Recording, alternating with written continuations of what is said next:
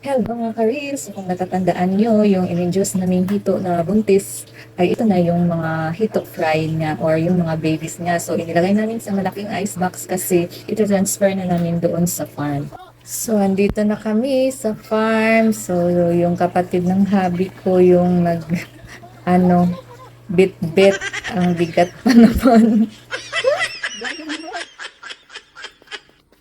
Ang bigat niya na, pero sige lang, Chong, kasi part of your training yan. So, hindi talaga tinulungan ng kuya niya, oh, ang bigat. Sana nag-ano sila, nagdayo. So, ayan, nauna na silang papuntang farm. So, si ako, para may ma-i-upload ako sa Reels, so, dali-dali akong sumunod sa kanila para ma-videohan ko yung pag-transfer nila ng mga hito fry doon sa pond. So, ayan, dali-dali akong sumunod sa kanila. Baka hindi ako hintayin nila.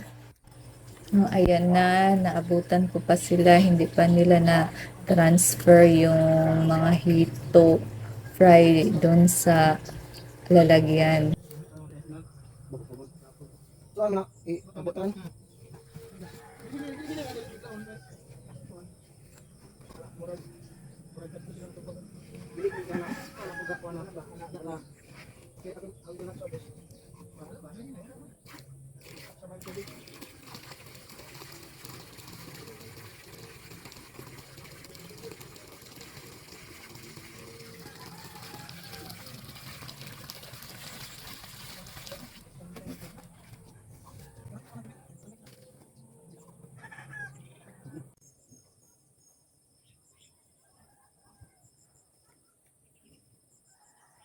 So, ayan, na-transfer na yung mga hito fry sa bago nilang tahanan. So, yung mga nag-serve ng mga fingerlings, so abang-abang lang. Kasi hindi pa namin sila pwedeng ibigay sa inyo pag medyo malaki-laki na. So, antay-antay lang.